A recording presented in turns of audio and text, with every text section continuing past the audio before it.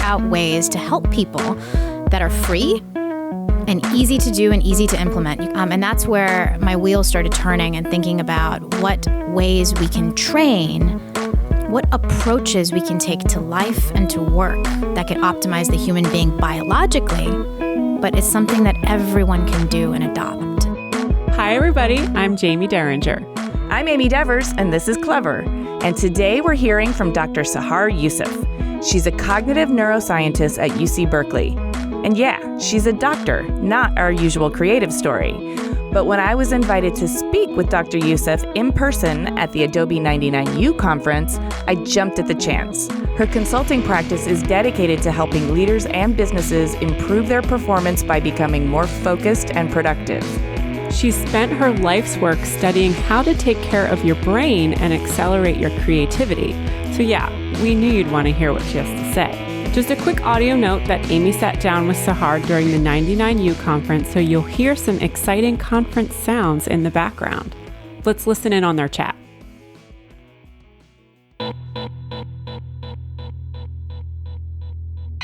My name is Sahar Yousef.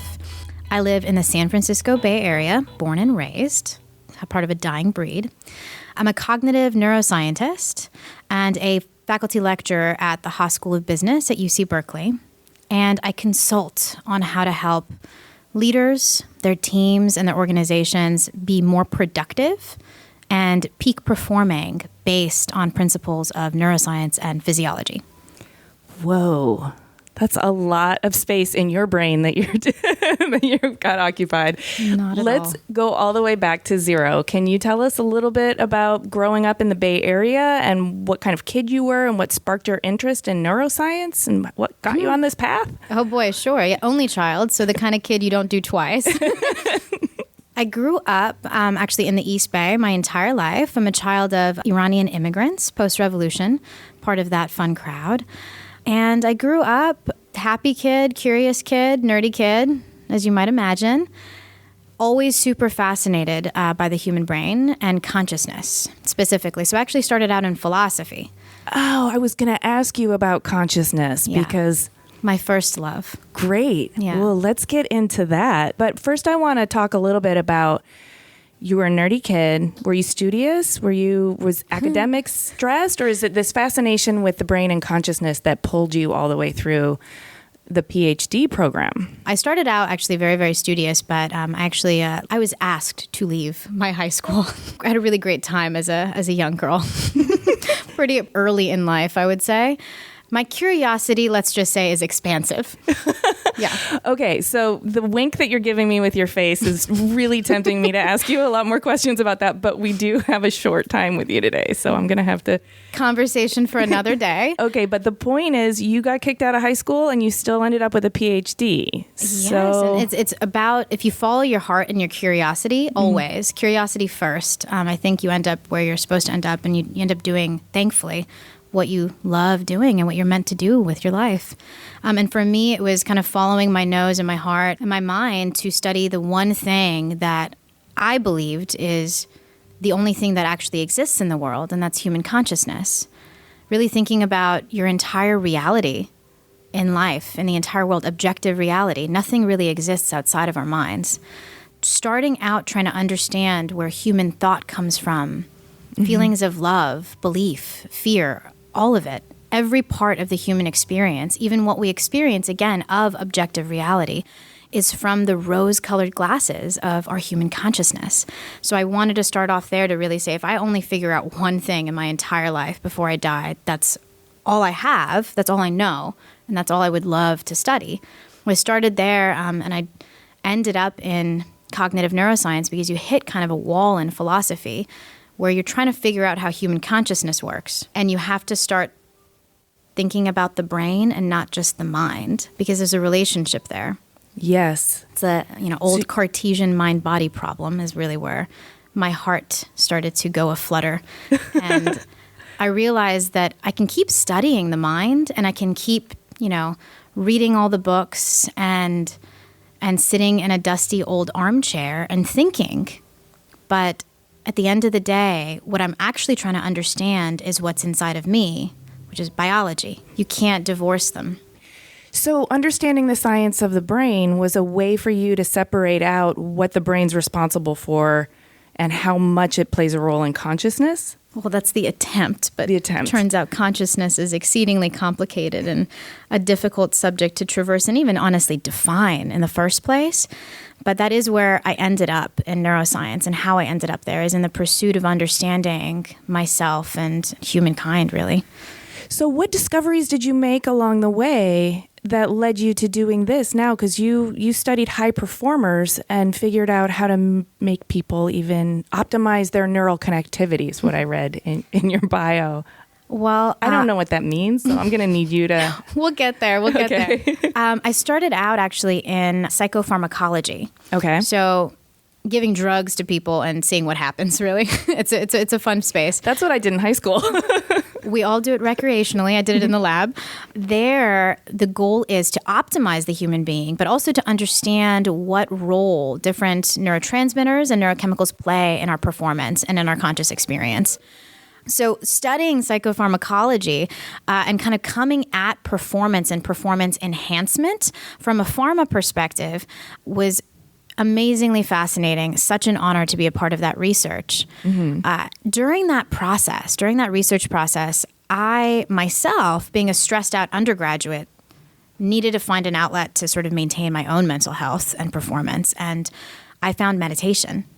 And that became a huge part of my life and continues to be to this day.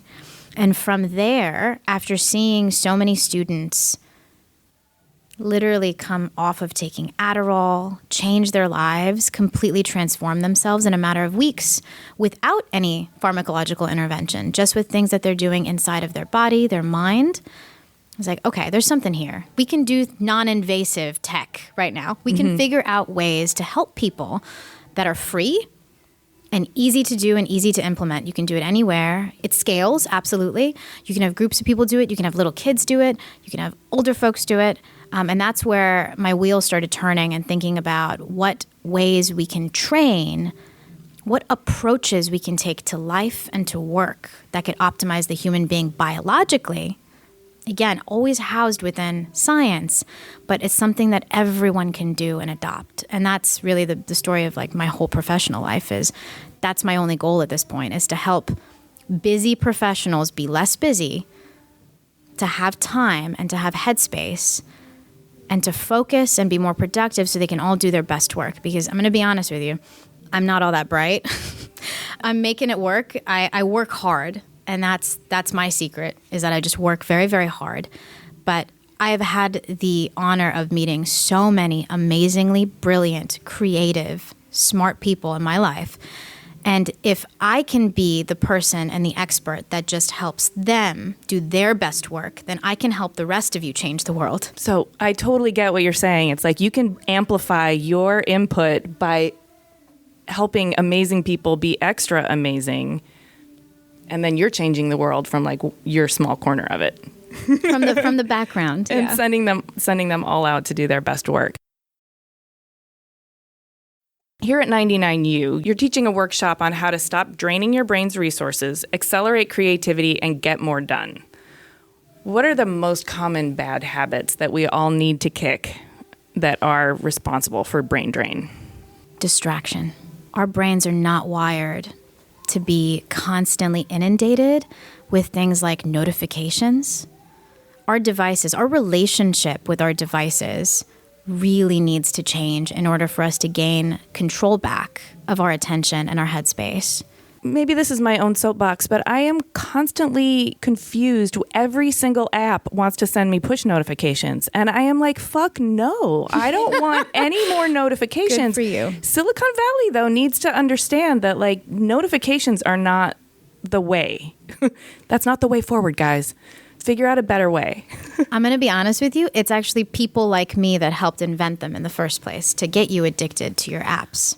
So I guess consider it my personal mission to undo things that my predecessors did before me. But yes, they're there for a reason. People like you or people with your knowledge using their superpowers for evil? Yes, it's that. It's my evil twins from the past. But it is truly that. The notifications are there for business reasons, and it's to get you addicted to the apps. Okay, so it's got to be having a backlash, but that distraction, is it doing permanent damage to our brains, or is it just damaging our productivity in the moment? It's hard to tell. This technology is all new. To make a claim about long-term impact, I think we need more time, but I don't want more time. I want people to win back their attention now. I don't want it to wait until it gets worse for people to figure out, and for researchers like myself to figure out what the long-term impact is. I would love to not see kids attached to their, iPads, their phones, and their Apple Watches, and just getting buzzed and clicked and pinged every second of the day. So I have that problem too. I don't have kids who are distracted, but the notification comes in on my phone and then it vibrates on my wrist, and I feel my heart rate go up, and I know I'm having a physiological, biological response. And of course, I'm assuming the notification means I'm late or I did something wrong. How is that distraction impeding our performance and fragmenting our brains? Well, distraction pulls your attention away from whatever it is that you're supposed to be doing at the time. I'll actually, if you don't mind, I'll introduce a phenomenon it's quite easy to understand, and I think very real for most of us these days, for anyone who does any kind of knowledge work, that creates for a living. Mm-hmm. And that is a term that I still, much to my dismay, still see on LinkedIn profiles and job descriptions, and that is the word multitasking. We are not wired to multitask. It's not a thing. Multitasking is not a thing. Instead, what we're doing every single time we attempt to do two things at once or to have our attention split is we are task switching. We are context switching. And every single time we switch, we pay for it. There's a cost associated with every single switch. We pay for it with time, and we pay for it with energy. And that's what's really fracturing our ability to do our best work and to get into flow, to get into a state of deep work where we're actually producing and thinking creatively and problem solving and thinking strategically, and also keeping low levels of stress the entire time. Task switching is really one of the easiest things to start addressing and to stop doing that can win back a lot of your attention. And you'll start to feel that mental fog kind of drift away, and you'll start to feel your own mind coming back to you. And that's that kind of work, and that the feedback that I get when we train people on how to do what we call focus sprints, which is a methodology of work that we've created and developed and tested that allows not only individuals but also teams to win back their focus, to monotask, to do one thing at a time intentionally during their best hours of the day, their peak performance hours, and to get their best work done and then feel good in the process and not burn out. When I do that kind of training and I hear people, say up and down the totem pole that they feel like themselves again for the first time, that they can hear themselves think, that keeps me motivated. That's huge. I want that. Is there something I can do at home? Just stop trying to multitask, just do one thing at a time? Is it as simple as that? Or is it, when you talk about the training for the focus sprints, is it more involved? It's simple to do. Mm-hmm. We probably don't have the time to go into it now, but the bare bones of it and the intentionality behind it is really to carve out blocks of time when you're at your best mentally and physically. So know when you're at your best, first and foremost, and try to protect that time. Block it off intentionally so that folks don't have the expectation that you're going to be available and open for interruption. Right. Right? Close out the email inbox. I know it might be scary in the beginning, but close it out. Hopefully the notification's already turned off. Put the cell phone away. Embrace do not disturb. Embrace airplane mode. Put it away. Even if in the beginning all you can manage to do is 15 minutes, 20 minutes, 30 minutes. Start small and continue, but really block off that intentional time and try to do one thing intentionally. What do you aim to accomplish at the end of that time period? And then just set a timer and go. Thank you for that. For a really hardcore multitasker, which I'm not, I'm a monotasker. I've never been good at multitasking, but I know people who are good at it. For hardcore multitaskers, is that a habit they have to kick? Is that something they have to actively rewire their brain if they're used to dividing their focus like that?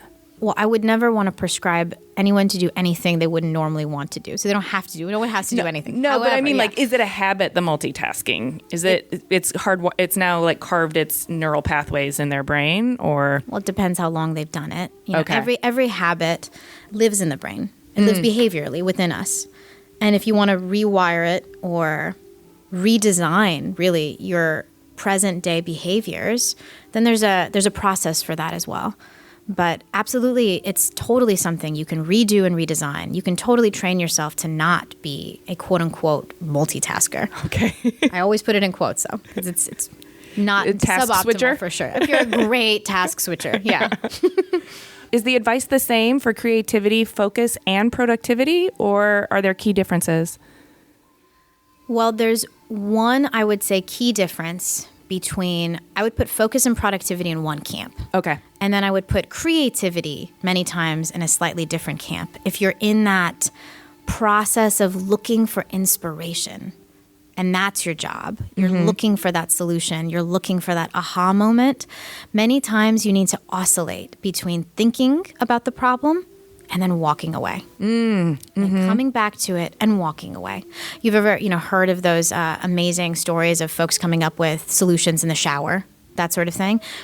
Every environment we're in as individuals, every environment we're in triggers or can trigger certain brain states. Yes. Can trigger certain emotions, certain thought patterns and thought loops. So if you find yourself as a creative looking for that aha moment, looking for that inspiration, that creative insight, and you find yourself up against a wall and you keep hitting your head against that wall and you're not coming up with a solution, walk away. Walk away and expose yourself to a new environment. Drink a cold glass of water, drink some hot water. Expose yourself to different stimuli. See what else you can introduce to your system to trigger different thought patterns, different thought loops. Just jigger the electrical system above your neck and see if that jiggering can actually inspire some creative solution that's just been sitting there this whole time. It just needed a little bit of finagling to get. You're saying sort of work out the kinks of your brain, like jostle it a little bit so that it can get from one state to another and then back and forth to loosen something up so it can float to the surface? Or are you like rebooting the computer? It absolutely can feel like rebooting the computer. What I'm saying is that for creatives, it can feel like sometimes, and what it looks like sometimes in the brain is that you're stuck in a certain brain state. And just like if your computer were frozen, you would just press the on-off switch and just reboot the whole damn thing and just start from scratch or do something different. That also is super helpful. Go out and take a walk. Yes. So Expose yourself to a new environment. The image just came to mind of like you go to your hotel room and you try the key and it doesn't open the door. And you try the key and it doesn't open the door. And you try the key and it doesn't open the door. So you take a step back and you look at the key and you're trying to open the wrong door. Yes. But you had to remove yourself from that situation to see the problem from a more macro view. Yeah, taking a step back. Okay. Trying something different. What is the main advice you have just for general self-care for your brain? Something that can help us keep our brains fit and healthy for the length of our whole lives. What should we start doing ASAP? Sleep. Really? Yeah, you gotta rest. Every piece of advice I were to ever give any high-performing, high-achieving, amazing human being on the face of this planet is a moot point if we are not sleeping. Why is this culture so proud of not sleeping? Being so busy and not sleeping. I want to be less busy and more well-rested. I love that. You've got great habits. Well, I'm trying to get to that consciousness thing. Yeah. How important is meditation for brain health? Many studies, a lot of research to back a lot of really positive health benefits of meditation. Absolutely. And meditation can do a wide variety of things. The first, and as a productivity researcher, for me, a hugely important one, is that it can hone attention. It can actually help you pay attention for longer periods of time in your life. So if you want to get better at getting into flow, you want to become more productive, you want it to be easier to tune out distraction in the first place, then meditation or attention training is absolutely one of the easiest and free ways to do it anytime, anywhere, for anyone. I love it. It also helps with stress, which is an added benefit. Yes, a huge added benefit. Well, stress is a source of almost all of our ailments, right? It's not helpful. No, true. Some level of stress is, of course, helpful, but we usually have a lot of it. Anxiety is not helpful. Well, so that was going to be my next question. Do you have any tips for anxiety? Is a whole big can of worms, but let's say it's low-grade anxiety and you need to be creative on a deadline. Do you have any tips for help? Is it take a step back, or how do you work through anxiety or emotional distress, or if your life is falling apart but work has to stay on track, what do you do there?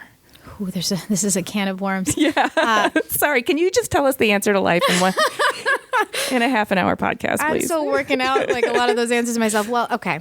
If you're anxious because life is happening, then you have to just accept that it's happening and breathe through it. I mean, breathing, I think, is the easiest thing that anyone can ever do, and sometimes the hardest thing that we forget to do when we're anxious. But just breathing and staying in your body, there's a lot of different stress management and anxiety management techniques out there. But when work needs to happen and you find your head spinning and emotions stirring, then finding a time and a place to deal with them and acknowledge them that's intentional is a really great way to convince your brain that you're going to come back to it. Say, you know what, right now I have to do this thing, but we will deal with this anxiety. We will deal with the thing that's stressing me out.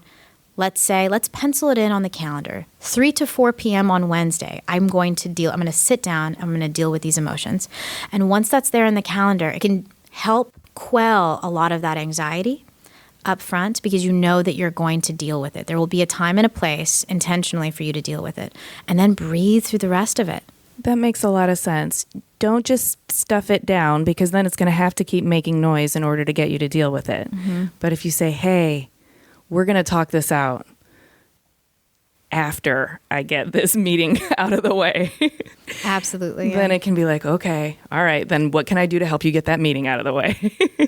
Exactly. So in all of this pursuit of high performance, it seems like the goals could be churn out more genius work, do more of it in a day, make more money, convince other people to spend more money. You already touched a little bit on the dark side of neuroscience, those people convincing the app developers how they could get people's attention and keep them on their app for longer, or get more of their attention. Attention pirates. That's what I just labeled them. Attention piratry. I've never heard of that before, but I love it. I love it. I just made it up. If that's the evil side, what's the good side? And is this pursuit of high performance potentially sidelining other things like kindness and compassion and consciousness, or is it helping? I can tell you my personal mission. Please. As I said, people have a lot of work to do, and they have a lot of goals in their lives, both professional and personal. I want to help people finish their work as quickly as possible, as painlessly as possible, by leveraging their biology and not fighting their biology, so they can get their work done and, drum roll please, go home. Oh. I want my friends back. Yeah. I want my family back. I don't want them busy all the time. I want people to get their work done, because right now the status quo is we are inundated with meetings and calls and emails and Slack notifications and all kinds of things all day, every day. And what ends up happening is most people I know, most ambitious professionals I know, especially creatives, end up taking their work home. The work day doesn't exist anymore. They're just communicating all day and reactive all day. It's not a time anymore. It's not a sacred time anymore for them to sit down and be creative and strategic and to do the good work, the work that they have to do, that they've been hired to do. So they have no choice. They take it home. They take it on the weekends, and then they have no life, and they're not resting, and then they're not sleeping.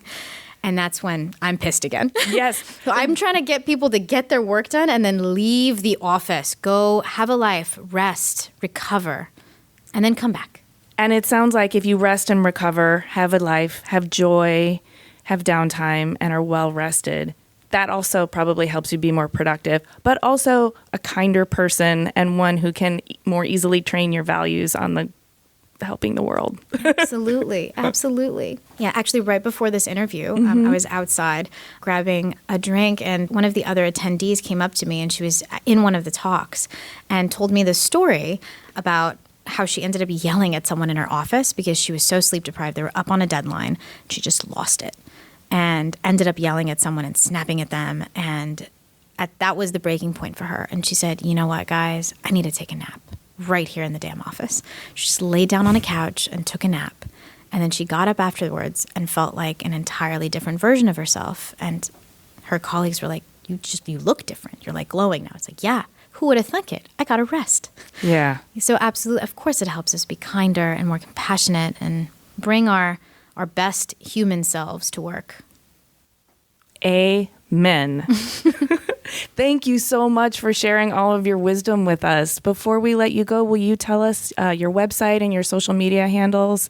We won't turn our notifications on, but we will, when we're in that space, we'll want to look up your work and see what you're doing. Sure. I don't have any social media handles, however. Oh, good for you. Yeah, I have a tendency to practice what I preach. But, of course, you can find my information, my personal information at saharyousef.com.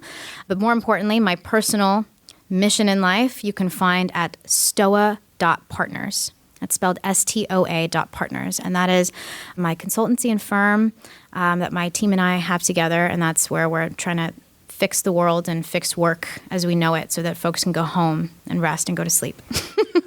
Where did all of this work in neuroscience and philosophy lead you to on the consciousness trail? I'm still working on it. That's it, right? That's lifelong. Yeah. Yeah. Still working on it. Well, thank you so much. Thanks, everyone, for listening. To learn more about Dr. Yousef's work and read the show notes, click the link in the details of this episode on your podcast app, or go to cleverpodcast.com, where you can also sign up for our newsletter. You can also subscribe to Clever on Apple Podcasts or wherever you get your podcasts, and we would love it if you would rate or review us on iTunes. It really helps make a difference. We also love it if you reach out to us on Twitter, Instagram, and Facebook. It's really fun to chat with you about what you found interesting about the show, or just to learn a little bit more about who's listening. You can find us at Clever Podcast. Clever is created, hosted, and produced by us, Amy Devers and Jamie Derringer, also known as 2VDE Media, with editing by Rich Straffolino and music by L1011. Clever is proudly distributed by Design Milk.